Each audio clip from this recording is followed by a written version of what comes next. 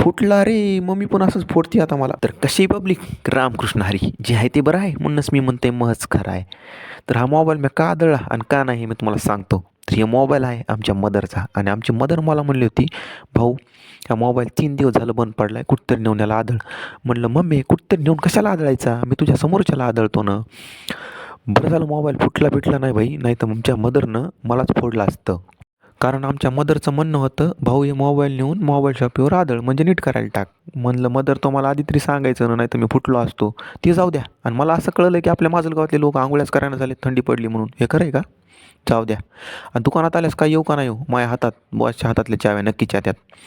आणि आमची शॉटा मारणारी पोरं आधी दुकानात येतात.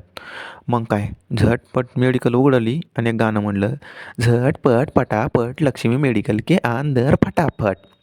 आणि कसा आहे आपला ब्लॅक घोडा, मॅन्युफॅक्चर बाय रोहित शर्मा, म्हणजे अर्थात मीच, बनवला आहे. आणि गाईज लवकर लवकर मला फॉलो करा, आपल्या असेच